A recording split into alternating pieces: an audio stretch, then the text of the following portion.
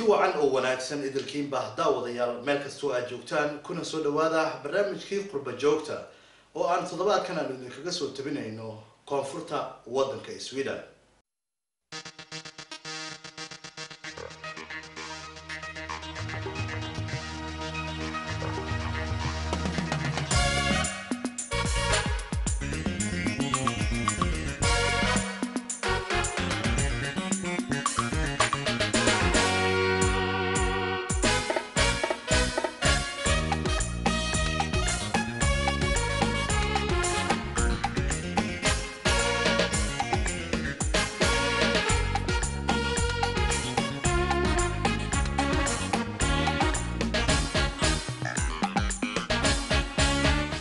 toddobaadkan barnaamijka qurba joogta waxaynu diradda aynu ku saari doonaa mu'tamarkii sanadlaha ahaa ee culimada ahlus sunna wal jamaaca ee qaaradda Yurub ay isugu yimaadeen magaalada Stockholm ee xarunta waddankani Sweden. mu'tamarkan oo ahaa kii toddobaad ee culimada ahlus sunna ay isugu yimaadaan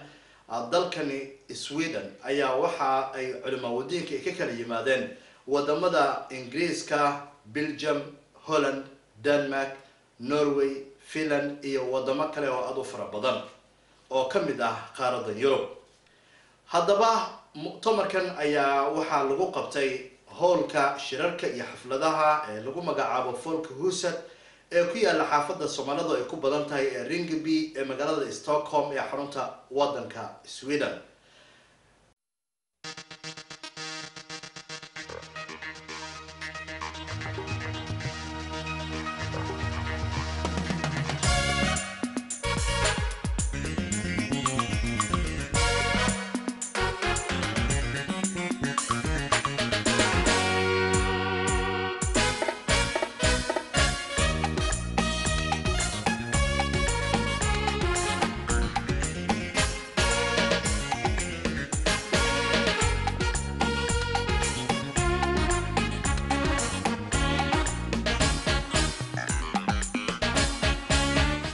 haddaba aynu guda galnaa barnaamijka qurba joogta ee mu'tamarka ahlus sunna wal jamaaca oo ahaa kii toddobaad ay isugu yimaadaan culimada ayaa waxa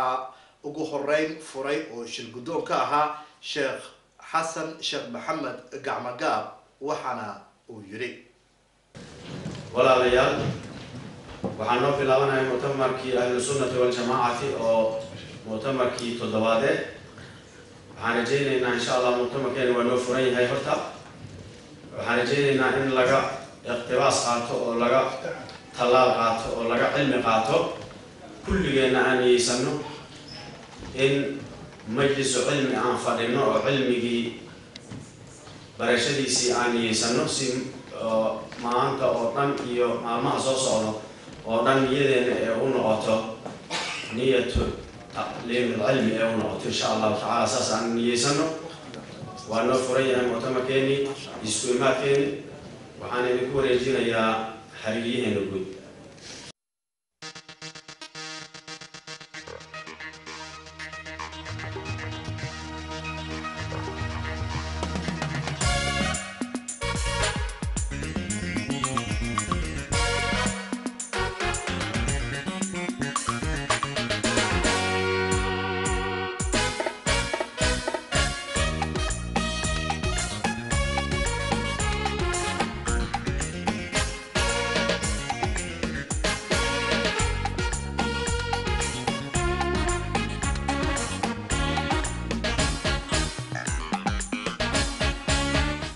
sidoo kale Sheikh Abdullahi Sheikh Maxamed Rashid oo kamid ah culimadii halkaasi ka hadashay ayaa waxa uu ka hadlay xiriirka nafta iyo ruuxda.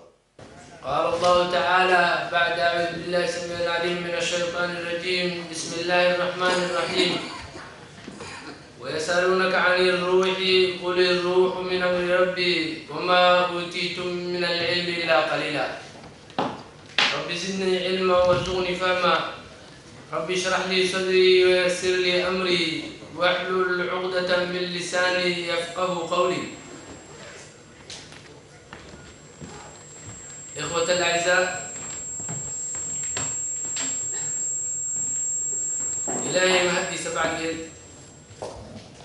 هي صلوات الرسول أن تصل للنبي بعد يود إلهي القرآن كوحن نوشيغ يا إن أي رسول كدد ويديين أو يكويدين روح ده ووحو يروح ويدينا الروح ده حق اللي يحكى ويدينا قل وحق هذا ويسألونك عن الروح قل الروح من أمر ربي الروح هو أمر ربك حربي حق يسكعاتي وما أوتيتم للمسين من العلم وحق الروح ده إلا قليلا من الموجود تصيب ضرع من نسيب وناك ومضى ما تأجونك أجر روحا أنها يستطيع لذاتينتي إن البوسي كبارا البوسي وحوضا marka muxaadarooyin cajiradadka noo soo duubay baadiin laga dhigay dhibaatooyinka taagan laakiin dadka in wacdi wax lagu sheego muddo gaaban muddo dheer wax loo baahan yahay marka mawduuca ilaahay inta igu waafajiyo waa inta aan wax dadka aan uga timin karo nafteeda aan ka xasuusin karo baan ka sheegi annaga waxaan ka samaysanaa kal insaan oo la xisaabi karin laakiin waxaan u baahanahay calaaqatu ruux maca jasad ruuxan ugu jiro iyo jasadka calaaqada u dhaxayso waa laba shay oo aan shaqo isku lahayn oo la isku rakibay rakibkaas bayna ku soconayna weligood ku joogayeen وين يسكو حنانين على قوي كل ده حيث طبعا سفر كاير أو واحد لأنه أنت يعني يسكو دينا إن أنت سيف تيمين كل مشكلة حسين كل مشكلة حسينه علماء يدلون إنه يجوا محيان جبينه وحنا لنا أيها كذا كسيد دون ولا توسين دون روحا يجسد كأرواح أو جونية أو جسد كالأبورين إلهي كل مية القرآن كله نوشة إليه وإذا أخذ ربك من بني آدم من ظهورهم ذرياتهم أم ذريتهم إلهي كم إليه تايبا وأشهدهم على أنفسهم ألست بربكم ظهور جودي وعلى قلب بحي قياسي مفسرين فسرين كالدون هلو بحي لك أرواح لإليه كل نوح ألست بربكم يعني نبيين قالوا بلا حتى أنت نين حصوصا ومدركية كرامة إلهي توقع سيئات وعلمي سي عبادي ستنفع أرواح والله فري كشفيات كقالوا كحصوصا علمي قرآن كعبان تصايا لكن وأنا لقى يرقى في سيد وقف في دوار وأنا لقى صارن markii naftan laga bixiyo ruuxda iyo jasadka la kala bixiyo ee ruuxda xurugdo ayuu qofka soo baraarugaa waxa la dhahaa qof markuu dhinto ayuu baraarugaas uu qofku baxsan doona wixii hore waxa dhacay iyo maalinkii uu yiri qaalo balaa oo ay dhahay dadka balaa rabbigeena ka aala rabbigeen baa tahay ilaahay wuxuu noo sheegay isku dalidan waxaan ka bilaabaynaa nabiyullaahi aadam waxay abuuradeena dhowr qaybood mana doob aan laga abuuray mana manida hooyo aabe xagga ka imaatay oo aabaha mani ka imaatay iyo biyo ilaahay ugu yoodan hooyo ka imaatay ayaa laga abuuray laakiin tan nabi aadam ilaahay wuxuu sheegay quraanka ku leeyahay fa idaa sawaytu makum malaa'ika hada wuxuu markaan kaamil yeelo abuuritaankiisa wa nafakhtu fihi min ruuxdayda aan ku abuuro ويسنس بروح ضعني على ما كان كعبوره أي ما كان كعفوفه فقعوا دعا له أسيء آدم ساجدين حالاتين هو سجود سنة وحنا قلنا كده وبهنا على شاهد كأن روح دي جسد كيو العبورين روح اللي هو أفوفه وهذا ما شيء كريهين توا آية طبعا كحديث كان حديث وبنت حديث بخاري ورنا حديث أنا لقيه مسعود ورنا يقول لي رضي الله عنه حدثنا رسول الله رسول الله بنشر كيف هو الرسول صلى الله عليه وسلم وهو حال النبي الصادق كيف هو المصدوق الله ربيه وحول إن أحدكم بتكين يجمع ولا فرمين خلقه أبولتان بيسو في بطن أمه هويدي على شيء 40 يوما أفرت من نطفة عن روح ويهمني ثم يكون هذا علقة نورته على حجر مالك نورته مثل ذلك أنت عندك وأفرتك مع النضوة ثم يكون هذا مضغة على جلب مثل ذلك أنت وأفرتك مع النضوة ثم يبعث الله إليه وحصوص هاري أما وقدري ملكا الملك فيؤمر أمر بأربع كلمات كلمين أفرا ويقال له اكتب قرأ عمله أحد كان دون كان أبو ريمكاس أو الأبو يجيبك عقوبة أحد أشكرك ولا أبوراتك كسعود عمل كيس قر ورزقه وقر وأجله وقر وشقي ينل شقيها إلى أو سعيد إليها من الذي ينويها إلى القول بتول ثم مكاس ينفوق أفوفي ملك موكل كي لصدر بعفوف فيه أحد كأكو عفوف أو الروح الروحي ما كتبنا حديث كي ونوش هاي قرآن كي ونوش هاي أنت كبر المسيجر إنه من الدليل ولا إنه إن الروح هي النفط أي جسد كي كليين لا متركب للسكون كبيرين أنت صار نوقف إلى آخر الحديث حديث وليد لكن محل شاهد أوضح عليها ثم ينفخ فيه الروح مركا السكون ركب إلى ولا شيء أو شغل السكون أنه متركب كعه وحين ما هي سفر له سفرتي بني آدم كمركنا الأبورين لو قلت لك نورولوج في الدوان أفر نورولوج بان مرينا أنت اللي هذا بيشان جو كل يوم صومر نميز لو هذا بيتا كوجنو مثل تحال باجتوا والدين تنقارتين إنه يسوي البراني مؤمنين هراء أملنا كل لا بدوا إحنا نبرنا وحياة البرزخ وإلى وقوع والقرآن قرآن ومن ورائهم برزخ إلى يوم يبعثون كله وحكم إذا حياته وأبدية أو قيامها أيكون أفرت حياته أيام مرينا حياته والبا تنتيك الرئيسي تنتبه أيوين تيك الرئيسي ويكوين هاي مجال كن المكوين هاي وينك معنا بلانت هاي وينك قوة بلانت هاي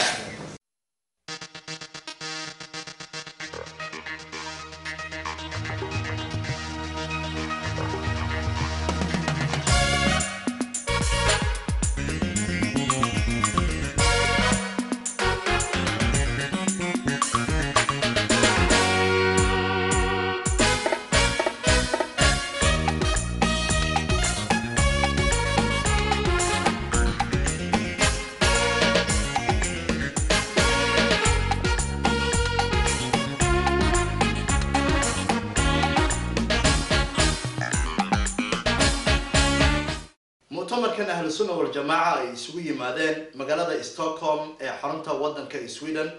أيا وحا سنة كان هالكودجي سواها إسلام كأي نبت قليدا وحنا موضوع كسب سنة إسلام كأي نبت قليدا هل كاسكسو جديي شيخ عبد الفتاح عبد الرشيد شيخ يوسف وحنا وشيخ يري وردك عباد الرحمن وكان الله سبحانه وتعالى وبين وإذا خاطبهم الجاهلون قالوا سلاما dadka jaahiliinta ama dadka wax magaratada ama dadka cilmiga aan lahaynba oo caamada marka ay maaragtay la hadlaan oo waxay kula hadlaan hadalka caadiga salaanta ma aha waa wada hadal xagga diinta waxay kala hadlaan qaalu salaama waa dadka wax loo soo sheegay moogtahay way si kala soo raadsanayaan waxbana ka qaadan mahayaan oo waxba ka dhageysan mahayaan adigu rabaa in wax ku sheego waxa la fahansano laakiin maxaad ku leedahay qaalu salaama nabadgelyo أنا أعطيك أسئلة الجريمة. دين الإسلام محبوب سنتهاي مبدأ السلم يكون سنتهاي أسئلة الجريمة. ساسة كل هذا عباد الرحمن إله سبحانه وتعالى مكون شيء كيني تذكر إله الدوم اللسان وتذكر نبت جريم أو مرك حتى هتوقف أن آداب لهين يقولها الله وضد حقوق قدر يستر قالوا السلام من أترى نبت جريم. تقال بعد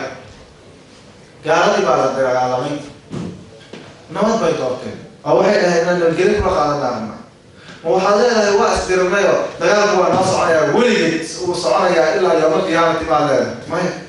وإن جنحوا للسلم فاجنح لها وتوكل على الله والله سبحانه وتعالى كليه رسول عيسى عليه الصلاة والسلام رسولك على أمر يا رسولك وحي الأمر يا عنه نص على وين هاي رسولك إله أنك يسوق عتهري وقع وأنا يقف الله خلاص إله أنك يسألنا قالوا يعني هدي أي قالوا كعب صدان أما أي كهذا البدن أما يو إيشان حق نبتجليو هذا يعني أو إله أو كك أقبل إلهي نترصع يعني هذا هو إخيار يعني حاجة يسوي كذا يعني إلهي هذا ترصع عرضه وحو حقا يا الله سبحانه وتعالى مركا وحنا يعني حتى هدي الولاد الرب oo dagaal ma dadka ugu dhibka badan ama dadka aan aqoonta lahaysan ay wada diraan haday nabadgelyo ay codsadaan inay nabadgeliyso waxa kale oo quraanka dadka ku booriyay in nabadda la adkeeyo sideeda nabadgelyadu waa shay muhiim ah oo diinta islaamka ay ku dhisan tahay ee adkeeya ku leeyahay mu'miniin iyo dadka iimaanka leeyahay فإن اعتزلوكم فلم يقاتلوكم وألقوا إليكم السلام فما جعل الله لكم عليهم سبيلا بالله سبحانه وتعالى آية القرآن كله هذا كإيشان دجال إنه إذا رجلان أي جوجيا قالوا مركب الإسلام محمد يعقوب هذا وحكوا معي تاريخ الإسلام أما أفلام الإسلام كذا يألفوا وحأوبنا غزوة واحدة دجال بأوبنا أنا مستعد أروح مع مكان رسولك عليه الصلاة والسلام تركي سنة ودا بيسيبوا دلالة أو قص بيجري معها صدق يا تمصر والروح كل هذه هي نرجع يا رسولك عليه الصلاة والسلام كل هذه لا جماعة هذا الولي كتاب بس صح الله اللي مجد صدق يا تركي سنة رسولك عليه الصلاة والسلام نبي الجديد وحكوا فيها حتى ضدك سواء إسلام الوقت كاس وضدك دين الإسلام وجد جاري يا عيال صدق يا تركي عصام ضدك سواء إسلام سيدنا أبو بكر الصديق قال مصر إسلام أنت نبي الجديد اللي هذا مصر إسلام مسألة مصر إسلام قول مصر إسلام سيدنا أبو بكر الصديق سيدنا عمر بن الخطاب سيدنا سيدنا عثمان بن عفان سيدنا لما أعمالي رجل قيمها لها ودين الإسلام خاصة 10 مبشرين بالجنة بركة وحكوصة إسلامين أنت من الجليل الوجري والرسول عليه الصلاة والسلام وما عرفتي وكفافينها دين الإسلام كان من الجليل وكفافينها مركب محاولة ناشئة كفافتي دين الإسلام waxay ku faaftay nabadgelyo ayay ku faaftay nabadgelyo ayay ku faaftay diinteena islaamka kuma faafin bixaddi sayf kuma faafin diinteena islaamka marka meeshaasi waxaad ka fahmaysaa in dadka hadda ku doodaya diinta islaamka dagaal bay ku faaftay jihaadkii oo laga tagay baa diinta islaamka ay ku dib dhacday ma ahane markii ay diinta ugu xooga badnayd markii nabadgelyada la haystay baa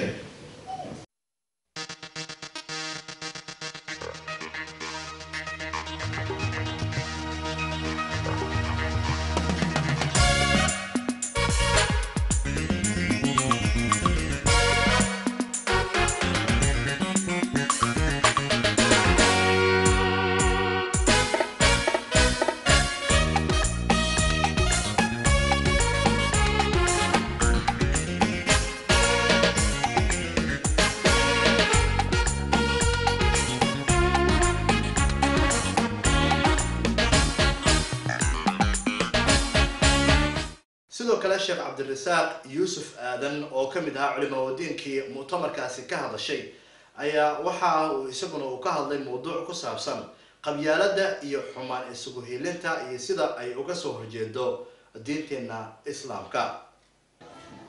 هذا موضوعا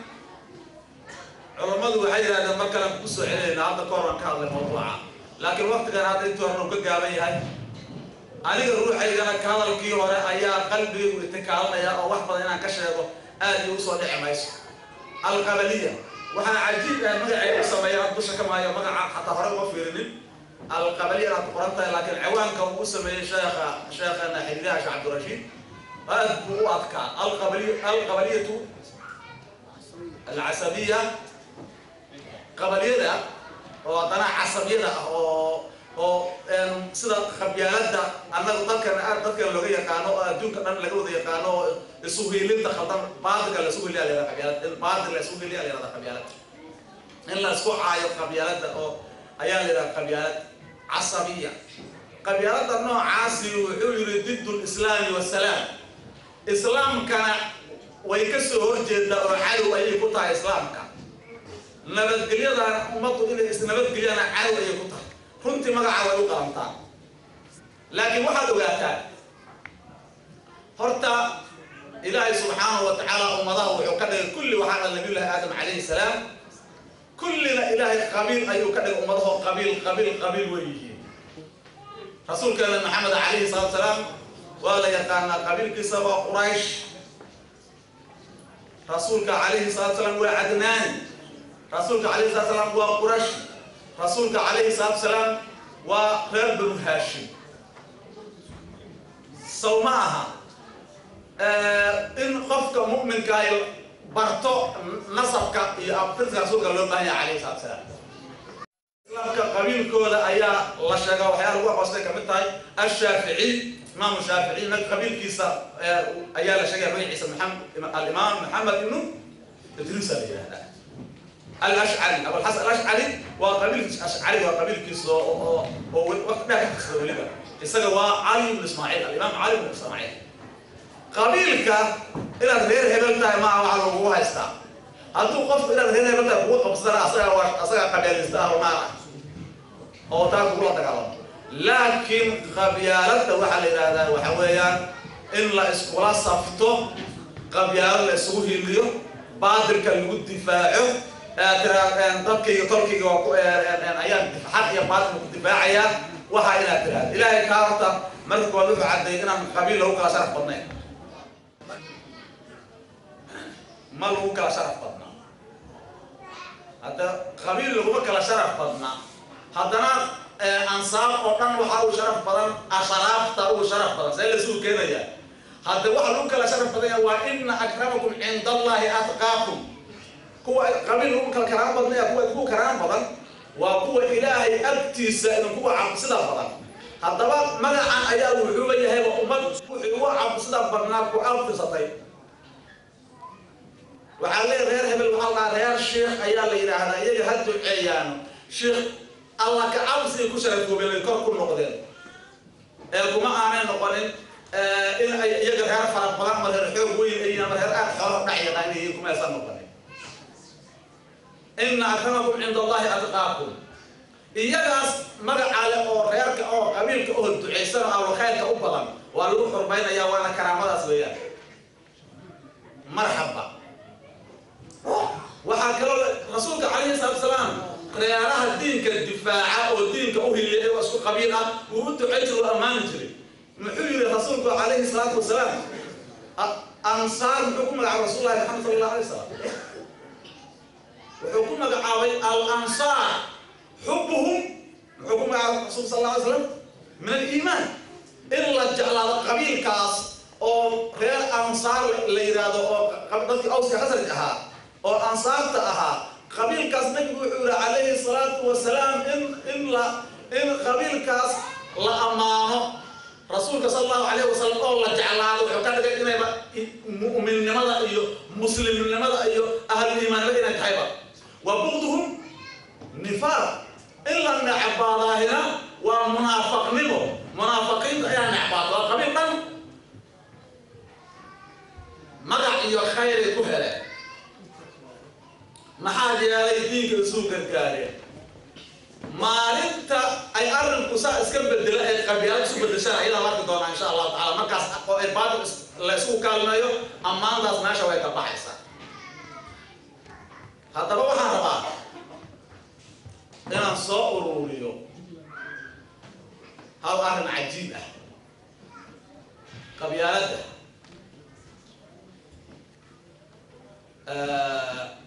حقيقة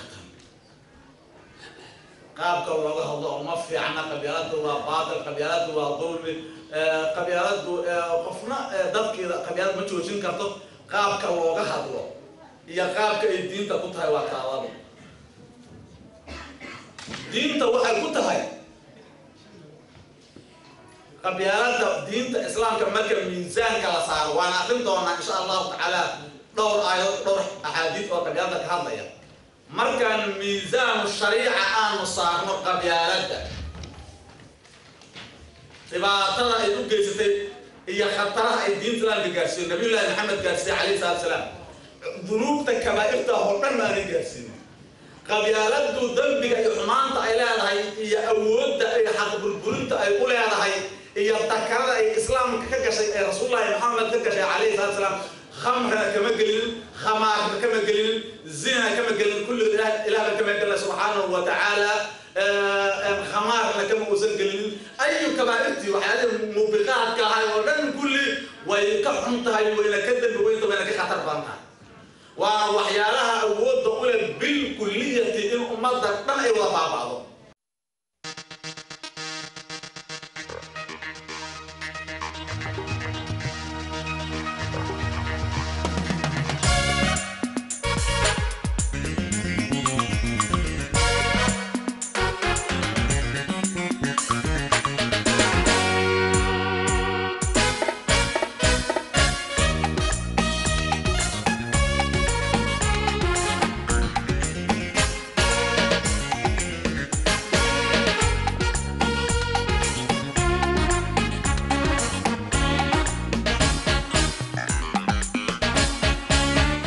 sheekh maxamuud maxamed cali oo ku magac dheer sheekh maxamuud guraceel oo isagu sanadkan martigeliyay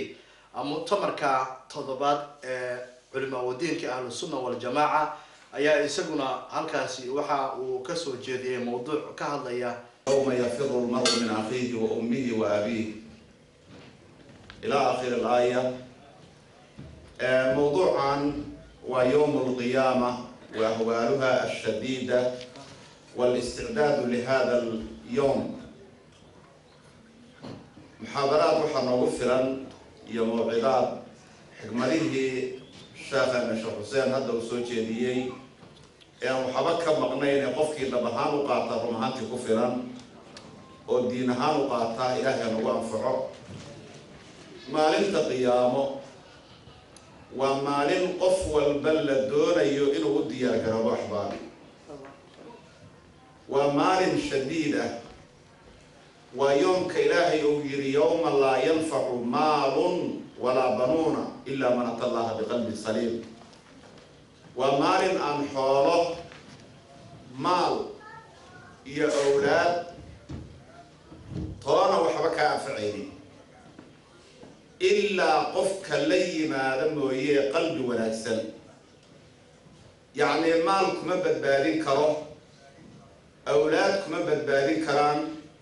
aftahanima kuma badbaadin karto aniga waxaan haystaa shahaadooyin baan haystaa kuma badbaadin karto waxaan ahay anigu boqortooyaan haystaa kuma badbaadin karto intaasoo dhamani qabriga markaad aada ku raaci maya sida nabigu noo sheegay calayhi salaatu wasalaam yatbacu lmayita halaaatun saddex shay oon baa raacda yarjicu ithnaan wa yabqaa macahu waaxid sala allahu calayhi wasalam shayga kaliyahoo marka aakhira kugu anfacaya ilaa man ata allaha biqalbin saliim waa midii mar walba culimmadu ka hadlayay waa qalbiga saliimka iyo caqiidada wanaagsan iyo camalka suuban kaas weeye midka ku anfacaya oo ilaahayna anfacayo noo sheegay subxaanahu wa tacaala yoomkaas ilaahay uu yidhi subxaanahu wa tacaala maal waxba idinka anfici maayo awlaad iyo adduunyana ku badbaadimayaan oo qof walbaahi uu ku murgayo sideed maanta ku badbaadaa oo malaa'igta xad ee la yidhi xitaa ambiyada oo dhan waxay leeyihiin nafsii nafsii oo dhammaan ummaddu ay nabi maxamed calayhi salaatu wasalaam gargaar u hoos iman doonaan dadka maanta inkirsan nabiga shafaacadiisu maalinkaa maxay gargaar ka dhigan doonaan xaggee shafaaco ka heli doonaan xaggee rafiiqnimo ka heli doonaan nabigeena suubanba calayhi salaatu wasalaam ambiyadii oo dhan nabi walbaa markuu ka cudur daarto arrinkaas nabiga loo imaanayo calayhi salaatu wasalaam yoomkaas ilaahay wuxuuna leeyahay maalintaas waa maalinka uu ka cararayo yowma yafiru lmar'u min akhiih walaalkiisa oo qofku ka carari doonaa buu ilaahay leeyahay wa ummihi wa abiihi wa saaxibatihi wa baniih hooyadiis aabihii sawjadiisa iyo awlaadiisa iyo saaxiibkoo laga bilaabay ee walaalkii oo laga bilaabay kulli wuu ka cararayaa buu leeyahay wax oo macnaha waxa weeye maalinkaa kulligood wuu ka cararayaa walaalkii qof ka carara dadka waxaa ugu horeeyaa la yidhi qaabiil haabiil ama xaqi oo kugu lahaa dembiga ka gasho kuu qabsadaa buu maanta leeyahay waalidkiisa qof ka carara waxaa ugu horeeya nabiyullaahi ibraahim waalidiintiisii maadaama xaqa ay diideen ay gaalnimo ku sugnaayeen nabi ibraahim aanu dacwadii kusoo ogaami leeyihi zawjadiisa qof ka carra waxaa ugu horeeya nabiyullaahi nuux iyo nabi luud oo labadii xaasi qabeen lagu tilmaamay inaysan diintaba qaadanba maanta dembiga aad ka gashay zawjkiini nabiga ilaahay ama laydinku soo ogaami leeyihi marka qof walbaaba maalinkaa awlaaddu waxay uga cararayaan waalidkooda waxay leeyihiin baa la yidhi waalidku amau xaqi aad ku lahaydeen oo idinku lahay baan rabaa oo maanta idinku dacweeya waalidkiina wuu cararayaa wuxuu awlaadda uga cararaa baa la yidhi awlaaddaada amay maxkamad kugu soo ogaan xaaraamtii aad quudin jirtay iyo hanuunintii tarbiyadoodii aada xumaysay markii tarbiyada laga hadlayay oo sheekhu ka sheekaynayay maadaama aad tarbiyadoodii aadan hagaajin oo tarbiyadoodii aadan wanaajin amay maanta xaq u qabsadaan bu isleeyihi zawjada sidoo kaleeto marka yoomkaas baa naga dambeeya axbaabi culummadu waxay oo ugu talagaleen inaan isxasuusino waa maalinka ilaahay subxaanahu wa tacaala uu yidhi yowma tarawnaha tadhalu kullu murdicatin cama ardacat وتضع كل ذات حمل حملها وترى الناس سكارى وما هم بسكارى ولكن عذاب الله شديد. وحضرك دونتا النبي محمد صلى الله عليه وسلم ما يوي قيامة وأركيسو مد والباء أو وحوي المنوجينيسي إلى المهدي الماميس مد والباء حمل صاحبها محمل الدجينيس يعني هذه التاميشة أي بعضهم قبل المنوجين إلا كيانو يوم يجعل الولدان شيبا ومالك ولول انتو كقبو عرورت أي ملوك لعذربية المها صغيرة عدة يرضون بالي ما عند قيام مروت يولول يشدد مالكا حتى عرورت صغيرة عدة كصبح التبالي إلهي مفروضي ويوم كإلهي أنادينا اليوم لمن الملك اليوم يا ما أنت ملكية له أو شيئا كرا وحل إله الملكية يا شيئا كرا ما أنت وحل شيئا كرا من شيئا قف والله أنت ملكية شيئا هي أو أخوي الدعوة هي مالك صواب سدونا قف بالجواب إلهي بركي لوايو أيوب إلهي اسم جواب بني لله واحد القهار ومالك إلهي أوبيري يوم تبيض وجوه وتسود وجوه إلهي هو وجه أو عبد الله الوضع ومالك أي إفيام إلهي إليه وجيال يعني وجوه المؤمنين والمؤمنات وجوه الصالحين والصالحات ضدك عبادة إيو ضاعة صاحبك وجه النور باك بحي وجود أهل السنة ضدك السنة النبي محمد أهل النغضي ومانك إفيا ومانك ضدك أهل الضلال يا كفرك يا النفاق يا باطلك يا معصية يا ذنوبك وصاحبك يا بنتك وجه أمدون قدر إلى سورة المعنى سبحانه وتعالى.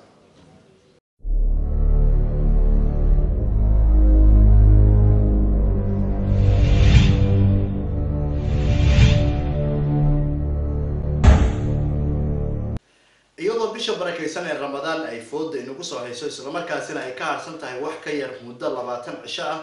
ayaa mowduuc ku saabsan soonka iyo ahkaamtiisa oo waxa mu'tamarka ka soo jeediyay Sheikh Cabdiraxmaan Mire Jimcaale waxana uu hadalkiisa sheekhu ku bilaabay wuxuu bisha aragtideeda ku soo Nabi sallallahu alayhi wasallam kuna afuru yiri ayada aragtideeda فإن حالت دونه غيابة فأكملوا 30 يوما بلا حدي ماشى اللي كذب بشي أركي ويسان صدق كشعبان لما يستلوا النبي صلى الله عليه وسلم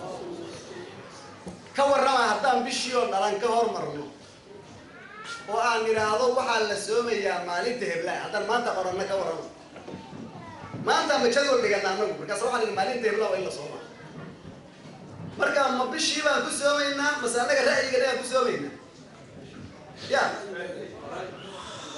dadku wuxuu yiri aragtidana ku sooma aragtidana ku afuro haddii meeshii la idin ka daboolo aad bishii hadaysan dhalan maaha dhageysta hadalkaas hadaysan dhalan maaha haddii la idin ka daboolo arki weysaan waayeen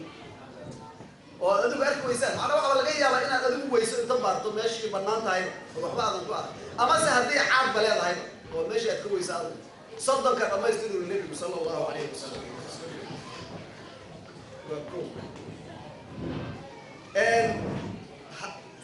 معناها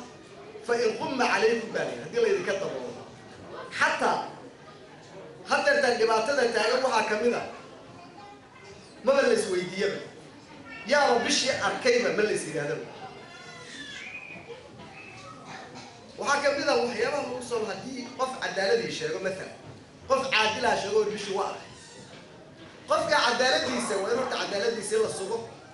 وإنه بشي عدايو وإنه روح حاكمة صحيح عدالة سبق الصبح كبعد روح حاكمة برتي سنة وإنه كشيله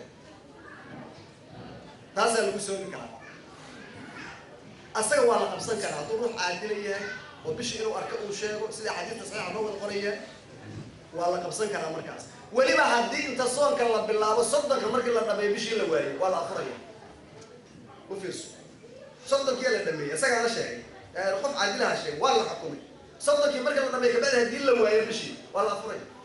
شرع جاء وقال لي أفرج مركز عن شرع هاي المسؤول بك صدقي إنه لما يبشي إلا أركض وأنا سي عادي عام الله ولا أركض هي إيه خوف كان منطقة أنا حكيم كان وشيبه وشيبوها إن خوف كان ثقة وشيبه والوكر صدق حكيم أو حكمه أنت هم جمع اللي يسوي كلام وين كلام وين وين كلام إفراد صدق على أسبوع أنا هاي وجمع اللي يسوي كلام بتشيله مركز هذا بيشة أنا أركتي ذا إسكافيرنا إلى هذا بدل عن كسبينه حاجة المركز نبي قال صلوات الله وسلامه عليه إن أمة أمية وحنا هيرو أنه أمة لا نكتب ولا نحسب وعلي وحنا ما قرنا وحنا ما حسابنا الشهر هكذا وهكذا يعني مرة 29 ومرة 30 حديث كاس مسلم يا بخاري كل ويدورين يا إمام النسائي عوري أنه وحنا مضى وحنا قرين وحنا آخرين بشو واحد نقطة ويقول مر صدم مرة واحد نقطة سجالي الله عطل تامر وقع حساب طبيعي أيضا أركض ذي البحران مركي الأركان السومية مركي الأركان ولا أفريقيا وحكلا أو الأوجري هذا متجران ناس مركي أيضا أنت أصلا كنا في النادي إلهي حق سحورته صهري سحورته النبي صلى الله عليه وسلم وحير تسحروا فإن في السحور بركة سحورته للنبي محيا سحورته وحى خصوصا بركه للنبي صلى الله عليه وسلم labada waxa jira waa bari iyo oog waxa la yiraahdo ooga waa la yaqaan oogu waa mid ka hadee muxuu ahaa inta loo waagi inuu bariyo waagi inuu san bariyo weeyo ka bacdi muddo la cirdiyo ee cadaan meesha ay noqoto waa bariguna waa mid ka muuqda marka nabigu markuu ka hadlayay sallallahu alayhi wasallam wuxuu yiri waxa la nabigu laba mu'adin wuxuu ahaa bilaal bin abdullah ibn maktum buu ahaa مركز إن بلالا يؤذن بالليل فكلوا واشربوا حتى يؤذن ابن أم مكتوم للنبي بلال وحيري هبين كيبو آذاناي وحنا عنا وحنا عبدا عبد الله ابن أبي مكتوم أنتو كآذان وعود بركو سيشاقي حديث راوي وحيري ولم يكن بينهما إلا أن ينزل هذا ويلقى هذا ومدى حينه للبدو هذا إن انتكني آذان كصوت لما يستوت سودو كنا ماشى فورك وبركة بقول لك وجه إن السنة هي إن لو قد وياه سحورته وبري لكن إيش الشباب يقول عنا شرطي هذا الشباب كنا عايزه مايا لا ما أقبل سأدري هذا كشك زوج ترى أرمى وياه وكوب بريا شرع يقول وين أنت السوق هذا ماشي في الرأي هذا قلته أفضل جليس أو هذا لو قالت واجي إنه بريا ده بوجي تاتو فيسا ولا لغنيسا هل كذا السوق أو قبل لا يا مركز شريعة تري بدر كاجي هكتيجي عندي النوكي اللي هبوا على سكرها إلهي المعين سبحانه وتعالى آياتي أحل لكم ليلة الصيام الرفث إلى نسائكم هن لباس لكم وأنتم لباس لهن علم الله أنكم تختارون أنفسكم فتاب عليكم وعفى عنكم فالآن باشروهن وابتغوا ما كتب الله لكم وكلوا واشربوا حتى يتبين لكم الخيط الأبيض من الخيط الأسود من الفجر يعني معامل كاليين باللي هواك إن الأنتار إسكعبتان هبينك يوضا سائلات بخطة إلا عبانك مذوك ربحان ويقول له بقيرة مركود الله عكلا هلقا بجوز وحا وصوها ريها بنا نيادة وقابلنا وطالي بس المسألة كان يقول نيادة نبي محمد صلوات الله وسلامه عليه من لم يبيت الصيام خفك عن صومك هبينك ينيسان قبل الفجر فلا صيام له النبي صلى الله عليه وسلم وفي وحول الصوم كأن هبين كينيس أنت وابو بريين صوم مره النبي صلى الله عليه وسلم مركا تاسع الله في رنا يايو هبين كي مركا بيا حتى أفرطوا ونيسا كتا صوم إلا وارد الله أنت رد حيسا أي نيسا كتا ورتي على وقتي لكن ما لا كان نية جديدة إلا ما عليك استنية أي لا هاي أو نية الآن هدوك هذا طبعا النبي إنما الأعمال بالنيات وإنما لكل امرئ ما نوى عمل الضمان تزني وكوتشوغا قرلا كانوا يستولي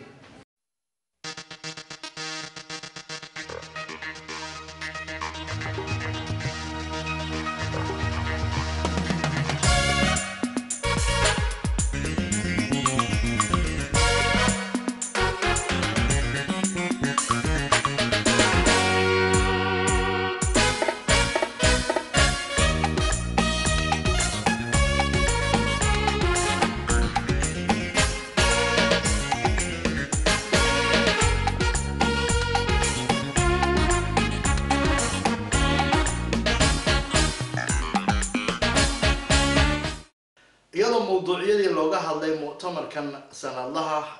علماء الدين كأهل السنة والجماعة قارة يوروب أي أدو فربضنايان أي سودو كلا وحى هالكاسي كهاللي شيخ عبد القادر شيخ يوسف شيخ إبراهيم ويسقنا كهاللي موضوع كسابسا توحيدك إيو فضلك شهادتينك كو استوى أو قبصري بمعنى ظهر أيوك معني على العراق ودك عراق أيو قبصري ويري إخوة الأعزاء مرضيه كرا عراق وكفر يستيه بالمرضيه كرا ماذا واحد أركيساه وقضى عليك إلى الصريح كنت هاي كهراء وأي كسر المختلفة أشعار عليك عراق أيو كو استوى أو قهري أو قبصري ويري من غير سيف ودم مهرامي أسوأ ليجنا كدارا سيفنا أو قدرين أيو أفجن بكو قبصري طيب مركا وحا آيات يا حديث أي سخرة أفسرين لما سوكوري كرو أي سوى موضوع اسكاكوران يا وقته مركا وحا هدنا إن لقد دكتوراده وحيالها شبهات كأه oo ay ka dhigayaan ahlul baadilku in ay sheegayaan qur'aan iyo xadiid ayagoo sax lafdigiisa loo aqrinayo oo aan qur'aanka lafdigiisa la qalbi karin sababtoo tahay ilaahay baa ballan qaaday inna nahnu nazzalna dhikra wa inna lahu lahaafizuun ilaahay baa ballan qaaday inaan qur'aanka lafdigiisa tahriif iyo tabdiil midna inaan lagu samayn karin waxay isku dayahayaan marka ahlul baadilku qur'aankii inay inta sheegaan af Soomaali khalada ay ku sheegaan adna ay yiraahdaan fadhi baa loogala jeedaa iyo ilaahay baa halka fadhiya ilaahay baa gacmo jaarixa leh marka sifadaas la yiraahdo mukhalafatuhu ta'ala lil hawadith wa sifadaas ahlu shirkiga qaarkiis uu ku gafay sifada xigta وأفراد وحويه قيامه بنفسه إلهي وحا واجبتي نفتي سينه أقمه وإلا فسر مركة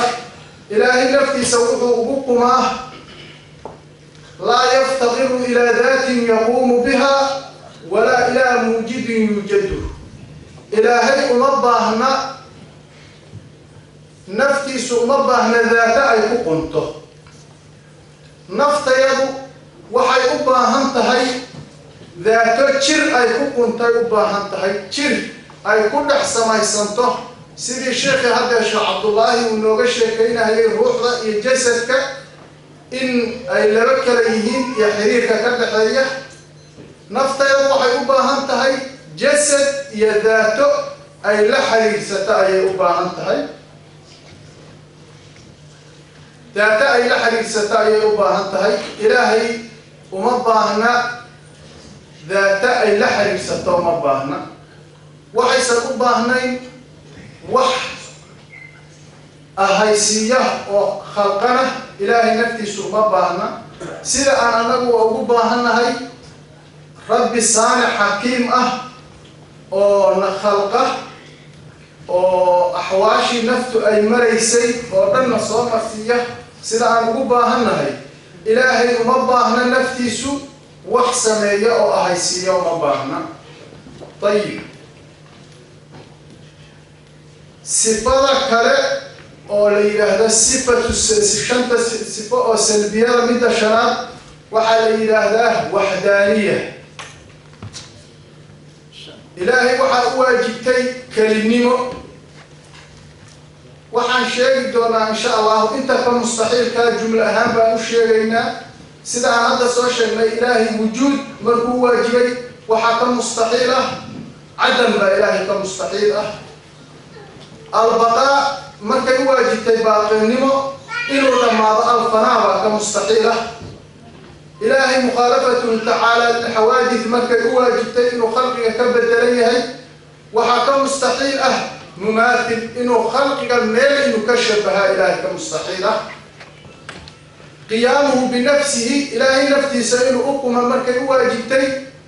إلهي إنه أباهي أما وحسنية أما ذاته أقومه أيها كمستحيلة إن شاء الله سلا سافضون إلى مستحيل كمد والبكا أكفسرنه سي موضوع وقابته من الشراب والسلبية وحال إله وحدانية إله هو جبتي كلمه معناه يقول يهي لا ثاني له إلهي مثل بيهي مجره إلهي لبنا معهن مركبنا معهن وإلهي ذاتديسو كما صار نسيرا أنك أعضاء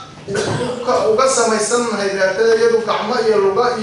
أن ملح وقسم يسمى إلهي وكزن سهية تعالى الله عن ذلك علوا كبيرا.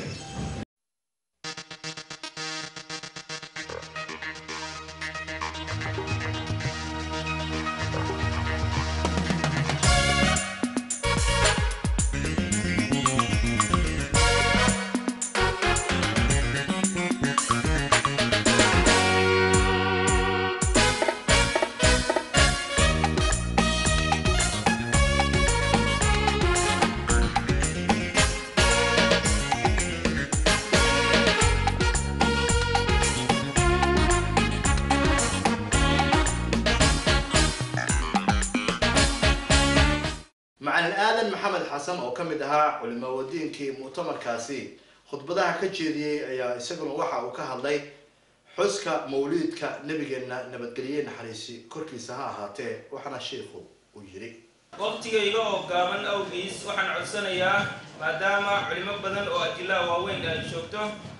aniga oo ku hadlaya idanka culimada wadiinka ahlusunna wal jamaa iyo magaca ardayda culimada wadiinka ahlusunna wal jamaa إن أنكهت له وحير الاحتفال بمولد النبي صلى الله عليه وسلم احتفال كلاسم النبي عليه الصلاة والسلام يدين الإسلام كوحة يكبرته احتفال كالنبي عليه الصلاة والسلام وعن راعين دونا هدير بيدنه وانسوقه كوبي دونا وحير كل علماء كهد لي شيء علماء كهد لي وحد لوسي باربارة أو ماركتي لوسي رارد سلا دوحي لتاي وفذول بانو ملاينيا لكن أنا وعدينينا عدي ربي إن شاء الله تعالى وحن أغان دونا أمان أبنهي أمان وعدينينا انت هذا ميشي شوكتو حوغا يروسواس كغتشيرو احتفال كالنبي الله سمي عليه الصلاة والسلام إنو النبي سمي عليه الصلاة والسلام ورطا مدبا يقدر دارا دادكو ورطا إنو حسوسنا دان با مهم waxa la yiraahdo ihtifaal goorta waa isku imaatin dadku haday meel isku yimaadaan wax dhiba kuma jiraan waxay noogaan doonaa hadii rabbi ilaahi subhanahu wa ta'ala uu inoo cadeeyay in nabigu uu xusay maalinkii uu dhashay in ilaahay uu xusay maalinkii nabi Muhammad uu dhashay anbiyada qaarkood aan arki doonaa in ilaahay uu xusay dhalashadooda ayaguna ay xuseen baa arki doonaa hadii rabbi insha Allah ta'ala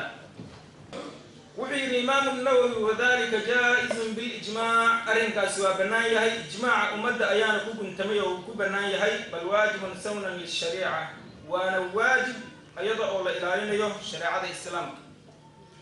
الله وين أركي الله وأنه احتفال كالنبي عليه الصلاة والسلام إلهي آيات ربنا أيوك كراه الله أو وحيابت ربنا أياك كدلنا احتفال كالنبي عليه الصلاة والسلام إن بدن با إلهي سبحانه وتعالى دتك نبي جودا أمانة إلهي سبحانه وتعالى وأمانة يوم إلهي سبحانه وتعالى وعيره نعمة هدي أن تنسيه إيجا شكرية لئن شكرتم لازيدنكم ولئن كفرتم إن عذابي لشديد بيرالوين هذا نعمة تنسيه إيجا شكرية بيري هدي أن نعمة إذا كفر لسانه هذا عذاب كيد من درن ويان اللوين وحي إنه شيء إنه نعمة وبين اللوين إنه كوكا الله يستي نعمة داس أو إنه أمد لحد وكسر صاري رسول بريا آيات كإلهي سبحانه وتعالى ونفط آيات لفت قدر كسر صاري آيات طهيرية أو ذنوبتي يوحي حماية ذك طهيرية كتاب حكمة أيوب بريا تذكر وحي كسبناين هذا كهر بادعة أيوب كسبناين بيرا اللوين سبحانه وتعالى آيات بقولي لحدني أفرادي في سورة آل عمران اللوين وحي آيات كله لقد جاءكم رسول من أنفسكم عزيز عليه ما عنتم حريص عليكم بالمؤمنين رؤوف رحيم لقد حقيقة جاءكم رسول وحي دي من رسول ayaa ilaahay xaggiisa idinkaga yimid ay ku culus tahay waxa idinka dhibtiina ah kuna dadaalaya idinka korkiina idinka idinku dadaalaya bilmu'miniina ra'uufur raxiim mu'miniintana waa mid u dhibrin badan oo u naxariisasho badan weeyaan waa aayadda 128 ee fi suurati tawba allaweyna aayad kale wuxuu ku yidhi asaga oo ka hadlaya subxaanahu wa tacaala ixtifaalkan nabiga loo samaynayo ama ixtifaalkan la samaynayo horta waa weynayn nabiga la weynaynayo calayhi salaatu wasalaam horta ixtifaalku waan ka hadalnay kaas waa isku imaatin laakiin waxa la sameeyo ixtifaal haddii meel la iskugu yimaado waxa la fiiriyaa waxa laga hadlaya baa la fiiriyaa maxaa laga hadlayaa ma munkar baa laga hadlayaa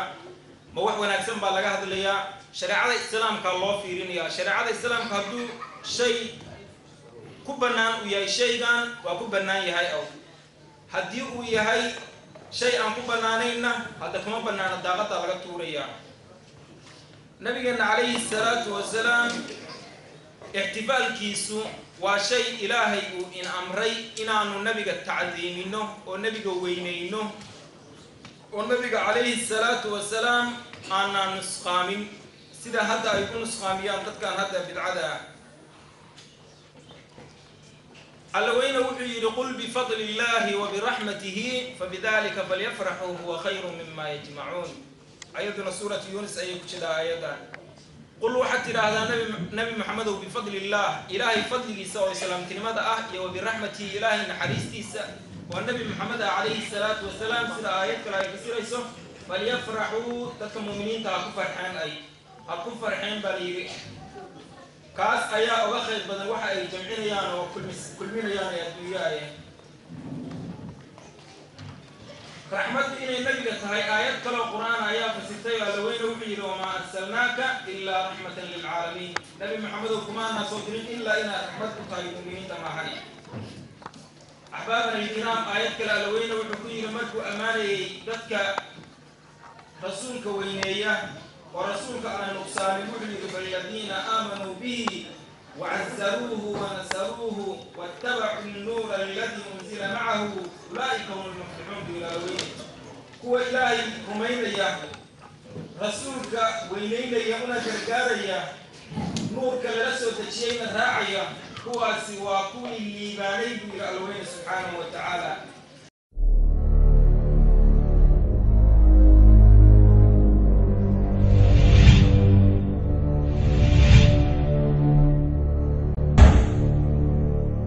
sheekh xuseen baar dheere oo ka mid ahaa culimaaodiinkii ahlu sunna waljamaaca ee mu'tamarkan ka hadlay ayaa isaguna waxa uu halkaasi uu kasoo jeediyey mowduuc ku saabsan samaanta oo la isfaro iyo xumaanta oo la iska reebo iyo sida diinteena islaamka ay u ammaantay walaalayaal mawduucan hadda culimada ugu qortay al-amru bil ma'ruf wa nahyi 'anil munkar wax dhageyna ku cusub ma ahan waa culimadu intay inii soo sheegaysay weeye oo lagu camal falo inta inii sheegtay baa ahayd in macruuf la faro waxa xunna inay kaga digayeen waa sidii oo ay culimadu inii sharaxaysay waana mawduuca diinta oo dhan ahmiyadiisu ay tahay oo ah qofka ama xumaan buu sameeyaa ama wanaag buu sameeyaa marka xumaan hadduu sameeyana in laga qabto aynu iska qabanno wanaag hadduu samaynayana inaynu ku boorino oo wanaagga samayn raano weeyaan waqtiguna aad buu u yaryahay sida hadda culimmadu ay sheegayaan waxaaba ficnaan lahay laba sheekh oo aad cilmi ugu xildhiro naga dharjisay intana kale iska dhageysano laakiin waxa weeye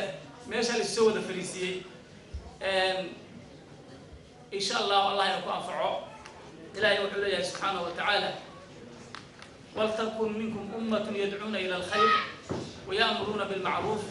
وينهون عن المنكر وأولئك هم المفلحون إلهي وحينا ليه هل لقاها ولتوجد أمتها لها ولتكن ولتوجد أمة هل لها أمة يأمرون بالمعروف ذاتك وناك وشيكته وينهون عن المنكر ما ترى ذاتك كريبته وأولئك هم المفلحون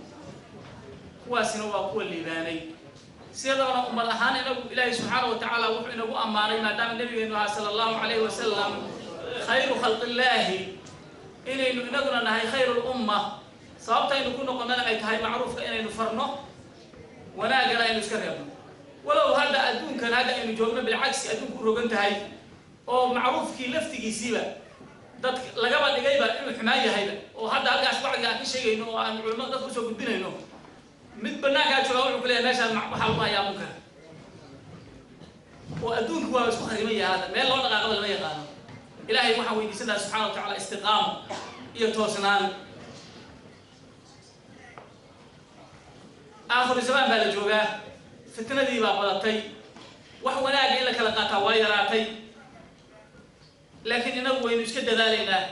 كل إنه وحنا هيستاي وحويان ومنكر كمركين إسكريل ويني عقوبة إلهي سبحانه وتعالى إنك دبنا كوسو عليه وحكى لازمي مركين حماد إسكريل ويني أي علينا كل عقابي سيد حديث الرسول وشيخ صلى الله عليه وسلم وأن شيء دونه إلهي وحي إذا كنتم خير أمة بدأوا خير بدن باتهين مرة كنتم خير أمة وحكون غني تأمرون بالمعروف وتنهون عن المنكر نبينا عليه أفضل الصلاة والسلام وحليه حديث ورنا حذيفة اليماني رضي الله عنه عن النبي صلى الله عليه وسلم قال نبي وحي لتأمرن بالمعروف لتأمرن لا والله بانكوداته تأمرن أمرتين بالمعروف وناجا dadka u sheegaysaan أو لتنهون لا والله إلهي بانكوداته markasta oo nabiga عليه أفضل الصلاة والسلام dadka uu wax u sheegayo nabigu marar badan والذي نفسي بيده ودارن jiray nabigu عليه الصلاة والسلام لأن دارتا أنا حتى لفتي أنا هذا تو بدن عادة هان حدارت قفكينا واحد كذا لعش والله بالله تلا هبل واسام بالله معني حوجا واحد كبر يسأله واحد ما يسوى مركز دارتا كأي ليس أو كحوج ليس نبي مركز ولا أنا يا إله ما قدر تيجي ليه لتأمرن بالمعروف معروف كأيات دتك وش ليسان حدينا سمينا أو لا يشكن الله إله ما قدر تيجي إلهي ودوياه أن يبعث عليكم إنه صار عقاب ومن حق سكاها عليكم صار الفيل وحي كل لازم العقاب كان دعية أو إنها يستاهل معروف كيو أنفري ويني هي منكر كيو أريد ويني تعرف مركا يدعى علي بدل كذي لا يوقع على أمريكا قال لي إن مركا عقاب حقي سوق حاجة صدره وهذا غير سيد بس لا إلهي يسوع حسوس كم مركا كبر رحنا كم نقول ولا توبت كان ولا نسعفينه والحالة ما حق عيب مركا ولا قاعد واجبه ولما النبي عليه الصلاة والسلام حديث هو كوسي داري ثم تدعونه فلا يستجاب له مركا كبعدنا إلى هبري بقى قاقيسان وما بل إلى عبارة رواية النبي عليه الصلاة والسلام لتأمرون بالمعروف أو لتنهون عن المنكر أو ليسلطن الله عليكم أشراركم فليدعوا خياركم فلا يستجاب لهم دتك وانا قالوا شيء جيسان منكر كانوا واكري جيسان أو ولا دارتي لسعته حدينا سمينين وحن اللي يقول على يا النبي عليه أفضل الصلاة والسلام إلهي إنه كسر الله كوا إنه كسر بلان أما قبل يلا هاي أما الاتحاد هاي أما الشباب هاي بلان هاي بلايا إنه كسر بلان بلا إنه كسر الله اللي هذا وخسر بلان ما قالوا إنه نم قال الله تعالى الشيء يا قف كمسلم قال قحني أما كبري أما ضب كشري أما كل شيء قالوا كل يوم مساج سوق اليوم وجي قالوا توتو أنا وخسر بلان ما قالوا يكون كان كتير مركا كوا إنه كسر بلان بعمر أحلى إنك كذي جاية أما قبيلة ضد الإسلام أهله ولا شيء ولا لا يسكن قضاء يسكن مسلم تحكم كل حاجة كوح عمر كوح يسكن كيان يا دليل الله وقبت إسكسارة وعقوبة ذنب لا جريوي ذنب لا جري يدب صانع طيب إلهي ما سبحانه وتعالى إنه كل عقابي إلهي إنه كل سلة يا كوا إنه كل شركة بدن الجبال بلده أما مركا شات الدين هذا استعمالين أما شات قبيلة استعمالين أما شات مدحنمو يوجدون قال هذا استعمالين مركا كوا على إنه كل سلة فليدعوا خياركم تذكر علماء هاي وناكسنا وقيلين أو ما يذكر وناك أو شيء حماة الجرة وقيليان أما تذكر لما من وناك يصير قاتان مركي ولا مركي للسمي وناك للشيء أما دي للشيء حتى القارة ويذكي اللي نقف الظلم بجسمين يرتين سعداء أودي شوك الله هين ولا تقدوا حسك شيء دم بيقولوا ولا كسر يهدي للشيء واتقوا فتنة لا تصيبن الذين ظلموا منكم خاصة كعب صدى فتنة بالله أن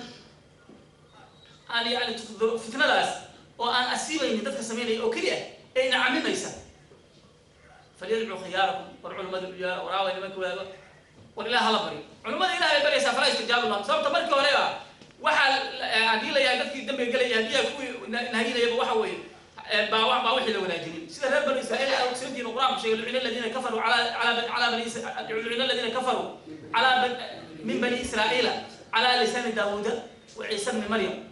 ذلك بما عصوا وكانوا يعتدون خير بني إسرائيل وحاولوا كل عمل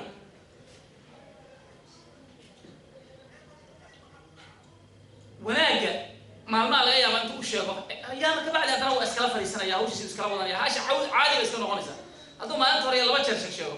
كبعد كي ولا في لفتيسي هو شيء ولا اسكسي ولا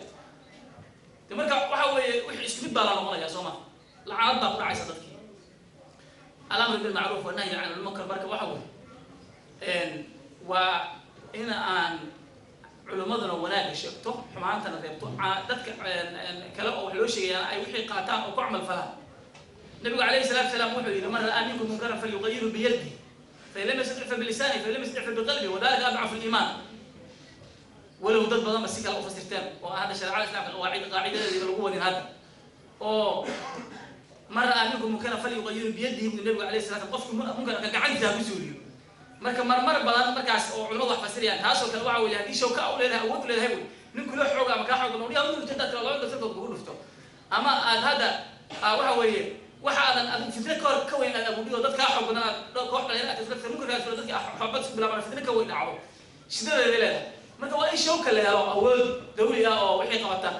laakiin waxa awood gaar ah adiga markaas ka weyn filim saddex fi qalbi fi lisani hadaan awood aan ku sheeg baa marka waraxta waxa la yahay banaanka ka qayb filim saddex hadii aan awood fi qalbiga marka ka karo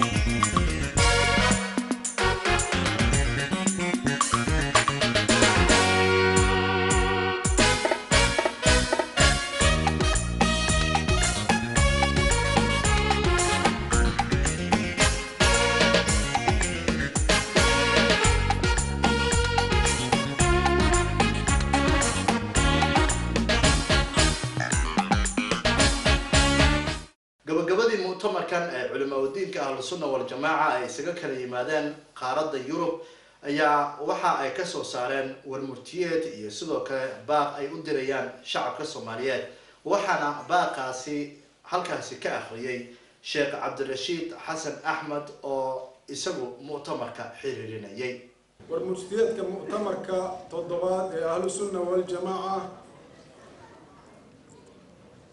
ee ka dhacay magaalada Stockholm ee waddanka Sweden مؤتمرك أهل السنة والجماعة وحكسوا قيب قلي وفود آدو فربضن وككل يمد إنت بدن ودمدا قارد يوروبيو وكلوا دوني دا كمدا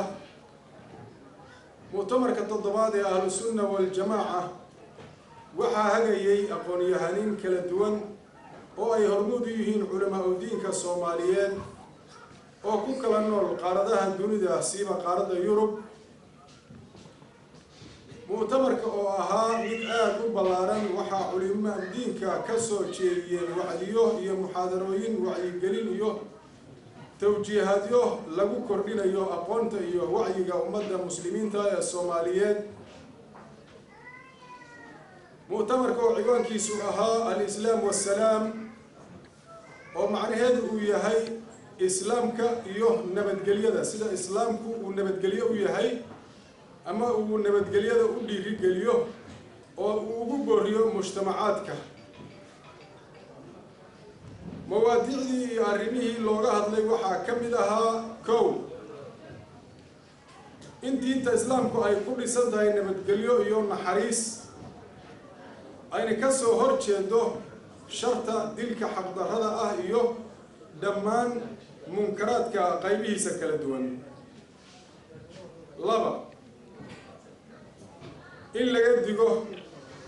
casabiyadda ku dhisan qabyaaladda iyo caddaynta in qabyaaladdu tahay khatarta ugu xun ee cadowga diinta islaamka ayna isticmaalaan fidna wadayaasha ka shaqeeya burburka isku dhaca iyo wax kasta oo khatar ku ah nolosha iyo diinta iyo nabadgelyada intaba. 3 tarbiyada carruurta iyo u baari noqoshada waalidiinta oo ah macruuf ay diinta islaamku siisay muhiimad aada iyo aada u weyn dowr weynna ku leh horumarka nolosha iyo nabadgelyada. 4 xuska iyo weynaynta rasuulka calayhi salaatu wassalaam oo ah nebigii xaqa horseedihii nabadda iyo raxmaddii caalamka oo dhan ilaahay ugu hibeeyey. 5 isfaritaanka ama in la isfaro macruufka iyo in la isaga digo munkarka oo ah fulinta taqwada ilaahay subxaanahu wa tacaala ahna mowduuc kulansanaya dhammaan mawaadiicda xaqa lagu caddeeyo baadilkana looga digo. 6 fadliga tawasulka iyo istiqaasada oo ah khayr iyo xaq ku sugan dhammaan kutubta ugu waaweyn ee maraajicda diinta islaamka.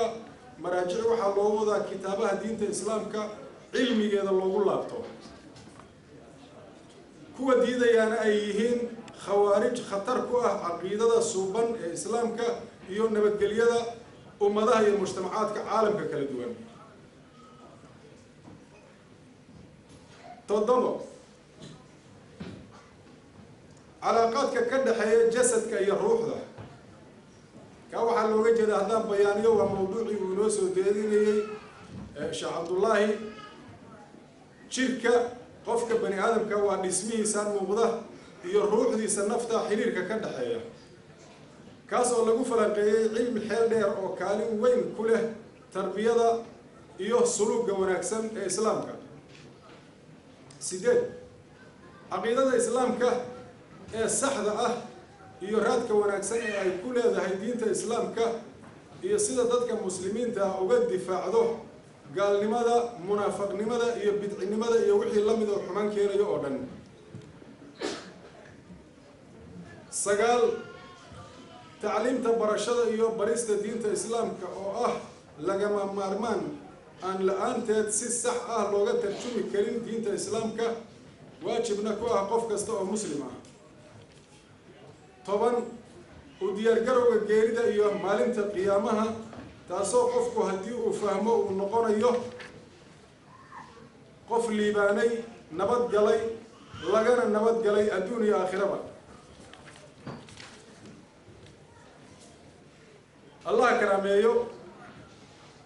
allaha karaameeyo casharadii ay culimaa udiinku ka bixiyeen mu'tamarka waxaa ka mid ahaa fadliga iyo axkaamta tawxiidka iyo shahaadateynka, salaada, zakada, xajka, fadliga qur-aanka kariimka ah, waajibnimada raacitaanka rasuulka calayhi salaatu wassalaam, maxabada rasuulka calayhi salaatu wassalaam iyo fadliga salliga nebiga, ku dayashada dadka suuban iyo mawaadicyo kale oo aada iyo aada u muhim ah. haddana waa baaq ay ka soo saareen culimaa udiinku mu'tamarka. baaq culimaa udiinka soomaaliyeed ee ahlu sunna waljamaaca ee ku nool qaaradda yurub iyaga oo matalaya culimada islaamka ee caalamka meel kasta oo ay dunida ka joogaan kana ambaqaadaya mawaadiicda laga soo jeediyey mu'tamarka ee ku xusan warmurtiyeedka go-aanada bayaanka iyo hadafka shirka ahlu sunna waljamaaca waxay soo saareen baaqa soo socda: in culimada sida saxda uga turjumta diinta islaamka ay dadka ka wacyigeliyaan falalka guracan ee burburinta diintooda, dadkooda iyo dalkooda intaba. inay ummaddu rabbigood ka cabsadaan una toobad keenaan كديرادان دقالة فتنة كان فوقادان taageerada cid kasta oo halaag u ah adduunkooda iyo aakhiraddooda iyo diinkooda intaba waxaan u malaynayaa dagaalka laga digaya kuma jiro dadka intaan wada midka lagula jiro ayaga lala dagaalamayo ka mid maaha asaga mujmal maaha laakiin intaan lasoo sheego kharibaada dadkooda in lala dagaalo dabcan waa xaq ayaga in waxgaradka Soomaaliyeed iyo dawladaha u damqanaya shacabka Soomaaliyeed ay dadaal culus u galaan sidii uu dalku ku heli lahaa dawlad xaq ah oo shacabka ka badbaadisa khatarta uu ku sugan yahay maanta in qof kasta uu u damqado walaalihiisa dhibaataysan una u fidiyo samafal iyo caawinaad marba intii uu karaankeeda leeyahay in shacabka Soomaaliyeed ay u soo laabtaan caqiidadoodii suubanayd ee soo jireenka ahayd kana fogaadaan kuwa ku caan baxay ka been sheegidda diinta iyo burburinta ummadda in culamaa u diinku badiyaan ducada iyo alla bariga meel kasta oo ay dunida ka joogaan ayna ummadooda u aqriyaan qur'aan iyo adkaar ay ugu ducaynayaan ummadda Soomaaliyeed in Rabbi subhanahu wa ta'ala uu dhibka degdeg uga dulqaado وتعاونوا على البر والتقوى ولا تعاونوا على الإثم والعدوان والسلام عليكم ورحمة الله تعالى وبركاته.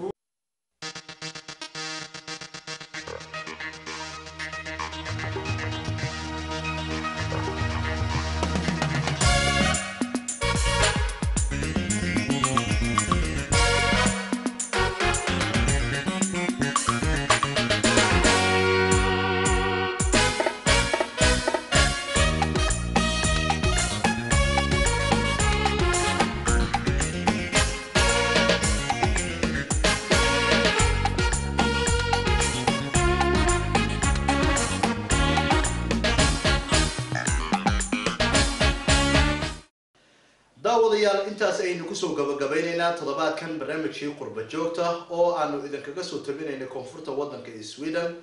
inta aan barnaamijkan oo kala aynu ku kulmi doono waa aniga oo Cabdirasaaq Cismaan Bulqaaso oo barnaamijkan idin soo saaray idinna daadahaynaya oo idinkaga tagaya sidaas iyo nabad geli.